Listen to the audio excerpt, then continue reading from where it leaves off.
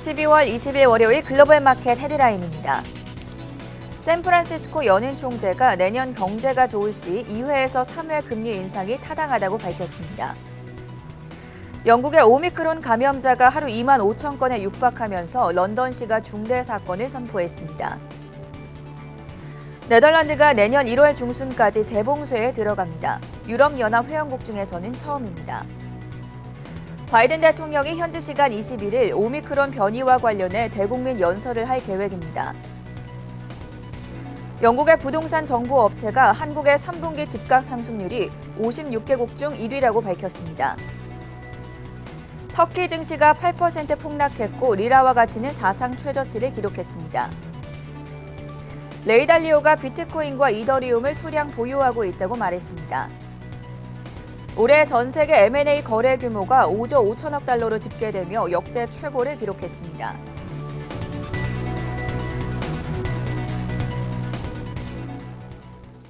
네, 여러분 안녕하십니까? 월요일 굿모닝 한경 글로벌 마켓의 전세원입니다. 지난주 뉴욕 증시가 주간 기준으로 3대 지수 일제히 하락했고요. 나스닥 지수가 특히나 3% 가까이 떨어졌습니다. 이번 주에는 아무래도 크리스마스 연휴를 앞두고 거래량이 줄어드는 만큼 좀 변동성이 큰 한 주가 될 것으로 예상이 되고 있고요. 특히 오미크론 변이의 확산 그리고 지난주에 있었던 FOMC 이후에 연준의 긴축 우려가 커지면서 산타랠리 기대하기는 쉽지 않을 것으로 보입니다. 자, 바로 이혜은 캐스터 그리고 강수민 캐스터 연결돼 있는데요. 안녕하세요. 네, 먼저 이혜은 캐스터, 지난주 글로벌 증시 한 주 동안의 흐름이 어땠습니까? 네, 글로벌 주간 증시 전해드리겠습니다. 지난주 뉴욕 증시는 미 연준을 비롯해 영국 중앙은행 등의 통화 정책을 소화하는 모습을 보였습니다. 각국이 통화 정책 고삐를 죄기 시작했는데요. 하지만 아직 연준이 구체적으로 언제, 얼마나 기준금리를 올릴지에 대한 시장 컨센서스가 형성되지 않아 시장은 혼란스러운 모습을 보였습니다. 현지 시각 15일 FOMC 발표 이후 시장은 결과가 예상과 같다는 판단에 강세를 보였습니다. 하지만 바로 그 다음 날인 현지 시각 16일 아직 불확실성이 남아있다고 판단해 하락 전환했습니다. 특히 이전까지는 하루에 한 번씩 번갈아가며 기술주와 가치주가 강세를 보였다면 최근 주도주가 오전, 오후 단위로 바뀌는 걸 볼 수 있습니다. 또 17일 금요일은 각종 선물, 옵션 만기가 겹치는 쿼드리플 위칭데이를 맞아 변동성을 보였습니다. 이외에도 미국 내 코로나19 확산세가 심각해졌습니다. 미국 기업들은 직원들의 사무실 복귀 시점을 줄줄이 미룬 바 있으며 뉴욕주의 코로나19 확진자 수가 2만 명을 넘어섰다는 보도까지 나왔습니다. 따라서 경기 둔화 우려도 커졌습니다. 3대 지수는 주요국 중앙은행들의 긴축 선호 기조에 하락했습니다. 구체적으로 지난 한 주간 다우지수는 1.68%, S&P 500 지수는 1.94% 하락했습니다. 나스닥 지수는 기술주들이 조정을 받으며 2.95% 내렸습니다. 바로 이어서 달러 인덱스도 살펴보겠습니다. 안전자산 선호 수요가 증가하며 달러 인덱스는 강세로 돌아섰는데요.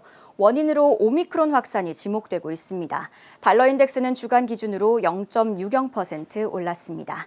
마지막으로 필라델피아 반도체 지수는 주간 기준 0.14% 내림세를 보였습니다. AMD와 엔비디아 등 대형 반도체주들이 조정을 받음에 따라 하락했습니다. 10년물 국채금리는 주간 기준으로 7.83 베이시스 포인트 하락했습니다.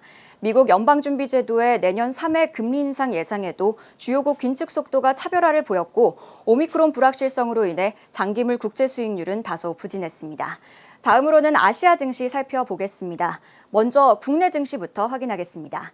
지난주 코스피 지수는 전주 대비 0.24% 상승했습니다. 코스피는 FOMC를 하루 앞둔 14일 3천선이 붕괴됐으나 3거래일 연속 상승하며 반등에 성공한 모습입니다. 시장은 전례 없는 인플레이션에도 불구하고 FOMC의 결과가 예상보다 덜 매파적이라고 평가했습니다. 따라서 위험자산 선호 심리가 높아진 것으로 풀이됩니다. 한편 코스닥은 주간 기준 1.01% 내림세를 보였습니다. 국내 증시 주간 수급 흐름 상황도 알아보겠습니다. 코스피는 지난 한 주간 외국인과 기관이 각각 7,443억 원 그리고 456억 원을 사들인 반면 개인은 홀로 9,356억 원을 팔았습니다. 코스닥은 외국인이 274억 원, 기관이 798억 원 순매도했고 개인은 1,747억 원 순매수했습니다. 중국 증시는 미국 정부의 전방위적인 압박 속에 현지 시간 17일 하락 마감했습니다. 현지 시각 16일 미국 상무부와 재무부는 중국 군사의학연구원을 비롯한 중국 기업들을 블랙리스트에 올렸습니다. 또 코로나19 확산세가 계속되는 점도 악재로 작용했습니다. 상하이 지수는 주간 기준 0.93% 하락 마감했습니다. 이어서 일본 증시 알아보겠습니다. 일본 증시는 현지 시각 17일 하락 마감했는데요. 전날 미국에서 기술주들이 하락한 영향을 받았습니다. 일본 반도체 관련 주식들이 하락하며 증시가 전반적인 약세를 보였습니다. 이외에도 일본은행의 양적 완화 축소 움직임 소식과 각국 주요 은행의 긴축 움직임이 하락세에 영향을 준 것으로 보입니다. 니케이 지수는 주간 기준 0.38% 상승했지만 현지 시각 17일 전장 대비 1.79% 하락 마감했습니다. 마지막으로 홍콩 증시입니다. 일본 증시와 비슷하게 기술주 중심의 나스닥 지수가 약세를 보인 영향으로 홍콩 증시에서는 매도세가 우위를 보였습니다. 또 바이든 행정부의 중국 기업 제재가 시장에 하방 압력으로 작용했습니다. 홍콩 항생지 지수는 주간 기준 3.35% 내렸습니다. 이어서 유럽 증시도 살펴보겠습니다. 유럽 중앙은행이 금리 동결을 발표하며 유럽 증시가 한때 강세를 보였는데요. 하지만 이런 분위기는 현지 시각 17일 하루 만에 반전됐습니다. 유로존의 11월 소비자 물가지수가 전년 대비 4.9%로 집계되며 30년 만에 최고치를 기록했습니다. 이렇게 인플레이션 우려뿐 아니라 유럽 전역에 오미크론이 빠르게 확산하고 각국이 봉쇄 조치를 강화하는 점 또한 증시 하방 압력으로 작용했습니다. 주간 기준으로 살펴보겠습니다. 독일의 닥스 지수는 0.59%, 프랑스 까크 지수는 0.93%, 영국의 푸찌 지수는 0.3%, 범유럽 지수인 유로스톡스 600 지수는 0.35% 내렸습니다. 다음으로 국제 유가도 알아보겠습니다. 유가는 오미크론 확산세가 원유 수요에 미칠 영향에 대한 우려로 하락했습니다. 구체적으로 각국 중앙은행이 긴축 정책에 나선 가운데 높은 인플레이션과 오미크론 변이 확산이 경기 회복을 지연시킬 수 있다는 전망이 커지면서 하락한 것으로 풀이됩니다. WTI와 브렌트유는 주간 기준 각각 1.13% 그리고 2.16% 내렸습니다. 마지막으로 금값입니다. 오미크론이 확산하면서 안전사전 수요가 늘자 금 가격이 상승한 것으로 보입니다. 현지 시각 17일 금 가격은 다시 1,800달러 선을 회복했으나 주간 기준으로 보면 0.87% 하락했습니다. 지금까지 글로벌 주간 증시 살펴봤는데요. 다음으로 강수민 캐스터가 주간 특징주 짚어드립니다. 네, 지난 한 주간의 미국 증시 특징주 정리해보는 시간입니다. 한 주 동안 투자자들은 연준의 조기 긴축 우려를 주시했습니다. 금리 움직임에 민감한 기술주들이 크게 타격을 받으면서 대형 기술주들의 낙폭이 눈에 띕니다. 투자자들이 기술주를 매도하고 소비재 기업들의 주식을 매수하면서 일주일간 마이크로소프트가 5% 넘게, 애플과 알파벳은 4% 넘게, 아마존도 1% 넘게 떨어졌고요. 테슬라도 8% 넘게 빠진 모습입니다. 반도체주들도 흐름이 좋지 않습니다. 특히 엔비디아가 주간 단위로 8% 가까이 떨어졌고요. 필라델피아 반도체 지수도 일주일간 4% 넘게 떨어졌습니다. FOMC 회의 결과 공개 직후에 금융주들은 금리 인상의 수혜를 받을 것이라는 기대감과 함께 뱅크 오브 아메리카를 중심으로 오르는 듯 싶더니 다시 오미크론 확산 우려로 하락했습니다. 웰스파고 특히 4% 넘게 빠진 모습입니다. 에너지주와 항공주, 여행주들도 모두 일제히 하락한 모습이고요. 반면에 백신주를 포함한 헬스케어주와 유틸리티주, 부동산주는 초록불을 켰습니다. 기술주부터 자세히 살펴보시죠. 금리 인상 전망으로 기술주들이 크게 떨어진 한 주였습니다. 또 오미크론에 대한 우려로 대표적인 기술주들이 직원들의 사무실 복귀 날짜를 연기하고 있습니다. 구글에 이어 차량 공유업체인 리프트와 우버, 아마존, 그리고 애플도 사무실 복귀 시기를 연기했고요. 애플은 지난주 초에 오프라인 매장 3곳을 폐쇄했고 미국 애플 매장 내 마스크 착용을 의무화한 바 있습니다. 넷플릭스 소식도 짚고 넘어가겠습니다. 넷플릭스가 주요 시장인 인도에서 월 구독료를 인하하기로 했습니다. 여전히 디즈니 등의 경쟁사보다 비싼 수준이지만 신규 사용자를 더 끌어들이기 위한 전략으로 보입니다. 다만 주간 단위로 넷플릭스 4% 떨어진 모습입니다. 이어서 금융주 살펴보겠습니다. 금융의 중심지인 뉴욕에서는 코로나19 확진자 수가 2만 명을 넘어서며 역대 최고치를 경신했습니다. 골드만삭스는 연말 모임을 취소하게 했고 JP모건은 다음 달 개최 예정이었던 헬스케어 컨퍼런스를 온라인으로 전환했습니다. 이어서 백신주 흐름 살펴보겠습니다. 미국 질병통제예방센터가 존슨앤존슨 자회사인 얀센의 백신보다 화이자와 모더나 백신을 더 추천한다고 밝혔습니다. 얀센 백신이 혈전증을 일으킬 확률이 더 높다는 데이터가 나왔기 때문인데 해당 소식에 존슨앤존슨은 금요일장 3% 가까이 떨어졌지만 주간 단위로는 1% 넘게 오르며 플러스권을 지켜냈습니다. 반면 모더나는 금요일장에서는 4.5%, 주간 단위로는 14% 올랐습니다. 한편 화이자가 개발한 코로나19 백신이 5세 미만 어린이에게서 충분한 면역 반응을 끌어내지 않은 것으로 나타났습니다. 화이자는 2회 접종으론 부족하다고 판단했고 3회 접종을 실시하는 임상시험을 거쳐 내년 상반기에 긴급 사용 승인을 신청할 예정입니다. 해당 소식에 금요일장 화이자는 3% 가까이 떨어졌지만 주간 단위로는 12% 넘는 오름세를 보였습니다. 머크도 살펴보겠습니다. 주간 단위로 4% 오른 모습인데요. 골드만삭스는 성장주 제약과 바이오 부분에서 머크를 최선호주로 선정했습니다. 시장이 머크를 과소평가하고 있다며 현재가 매수 기회라고 평가했습니다. 네, 다음은 기업용 소프트웨어 회사 오라클 살펴보겠습니다. 오라클이 전자의료기록 회사 서너를 300억 달러에 인수한다는 소식이 전해졌습니다. 오라클은 이미 다양한 의료기관에 클라우드 서비스를 제공하고 있는데 이번 인수를 통해 헬스케어 시장에서의 입지를 강화할 것으로 보입니다. 해당 소식에 서너 주가는 금요일장 13% 가까이 급등했습니다. 다만 금리 인상 전망에 타격을 받으면서 오라클은 금요일장 6% 넘게 떨어졌고요. 2주 전에는 예상을 뛰어넘는 호실적을 발표하면서 주가가 16% 급등한 적도 있는데 최근 한 주간은 5% 넘게 하락했습니다. 이어서 자동차 업체 흐름 짚어보겠습니다. 먼저 제너럴 모터스입니다. 제너럴 모터스의 자율주행 기술 자회사인 크루즈의 CEO 댄 암만이 사임했습니다. 해당 소식에 제너럴 모터스는 금요일장에서는 5%, 주간 단위로는 13% 가까이 떨어진 모습입니다. 미국 전기차 스타트업 리비안 주가는 상장 이후 최저치로 급락했습니다. 기업 공개 이후 처음으로 100달러 선이 이렇게 무너졌습니다. 리비안이 공급망 문제로 올해 생산 목표를 달성하기 힘들어졌다고 밝히자 금요일장 10% 떨어졌고 주간 단위로는 15% 가까이 빠졌습니다. 이어서 최근 실적을 발표한 기업들 살펴보겠습니다. 먼저 페덱스입니다. 페덱스는 호실적을 공개했고 50억 달러 규모의 자사주 매입 계획을 발표하면서 금요일장 5% 가까이 올랐습니다. 주간 단위로는 1.6% 올랐습니다. 어도비도 실적을 발표했는데 주당 순이익과 매출 모두 시장 예상을 웃돌았습니다. 하지만 2022년 가이던스를 하향 조정하면서 금요일장 1% 하락 마감했고요. 지난주 JP모건의 투자 의견 하향이 주가에 큰 영향을 미친 것으로 보입니다. 주간 기준으로 15% 가까이 떨어진 모습입니다. 마지막으로 대표적인 밈 주식인 AMC 엔터테인먼트 살펴보겠습니다. 스파이더맨 최신작이 AMC 박스오피스 12월 기록을 경신했다는 소식에 AMC는 19% 급등했고 주간 단위로는 6% 오른 모습입니다. 지금까지 미국 증시 개별 특징주였습니다.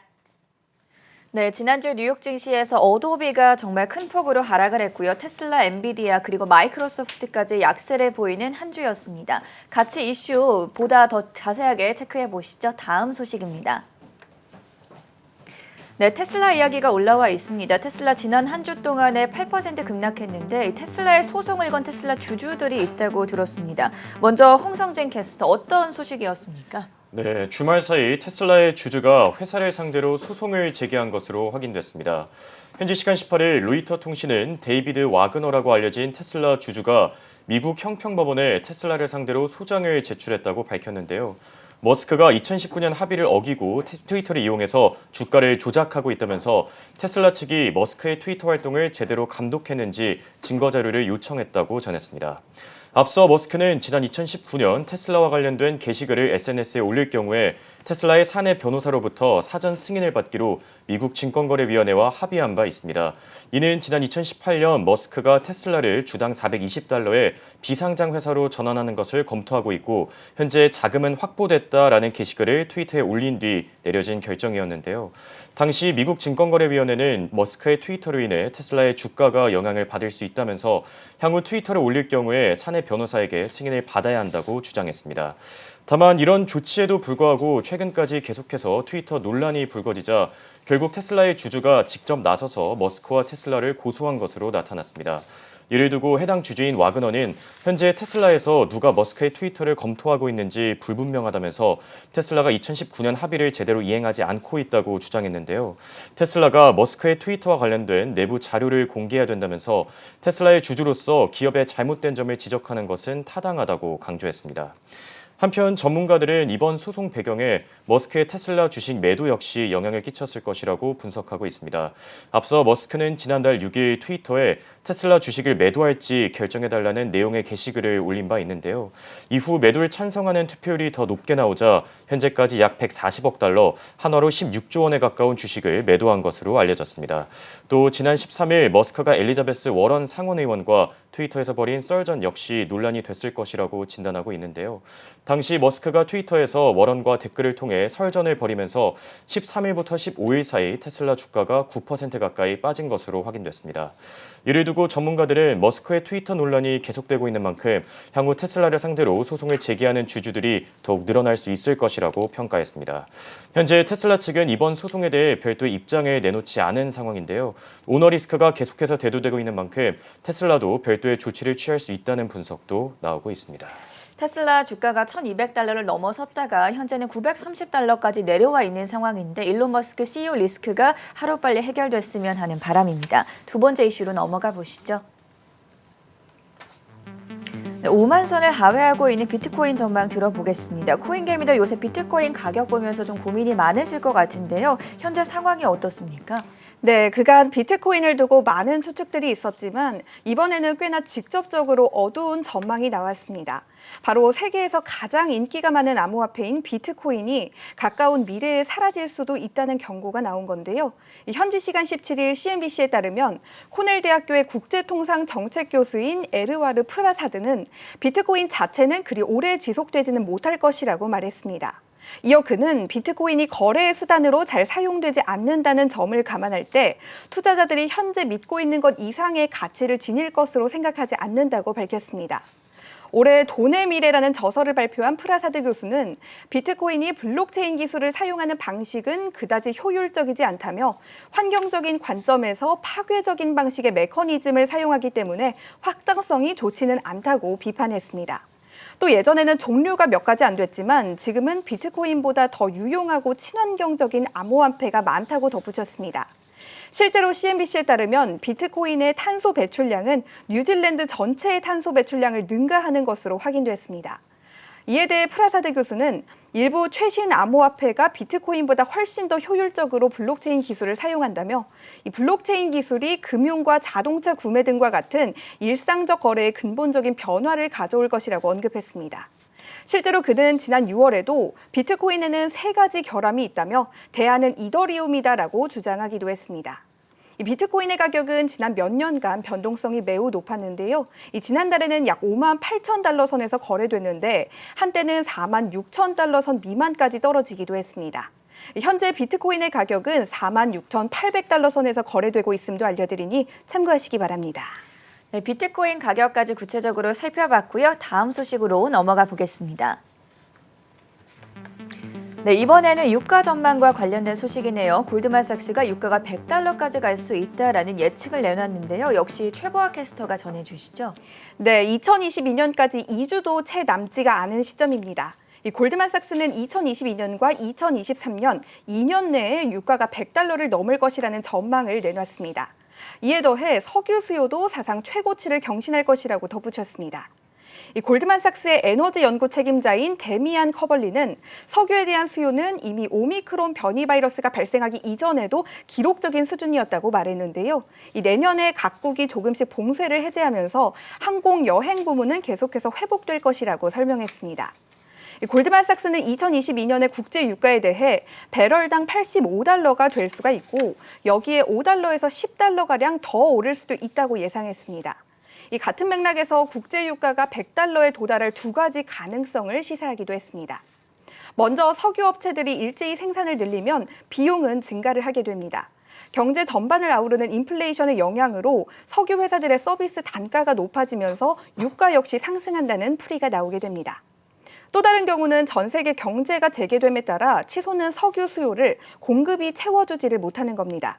이 수요가 공급을 능가하게 되면 유가는 자연스럽게 상향 곡선을 그리게 됩니다. 하지만 골드만삭스의 모든 전망은 오미크론 변이체가 델타 변이에 비해 경미한 파급력을 가진다라는 전제하에 나온 것이니 이 향후 추이를 잘 지켜보시는 것이 좋을 것 같은데요. 마지막으로 현재 WTI는 70달러 선에서 브렌트유는 73달러 선에서 움직인다는 점까지 전해드리니 참고하시기 바랍니다. 네, 비트코인에 이어서 국제유가 가격 전망까지 확인해 봤고요. 오늘의 마지막 소식입니다. 월요일인 만큼 이번 주 증시 프리뷰 시간 가져봐야겠죠. 홍성진 캐스터, 어떤 이슈들을 주목을 해보면 좋을까요? 네, 이번 주 뉴욕 증시는 크리스마스 연휴를 앞두고 거래량이 줄어들어 증시 변동성이 예상보다 더욱 커질 전망입니다.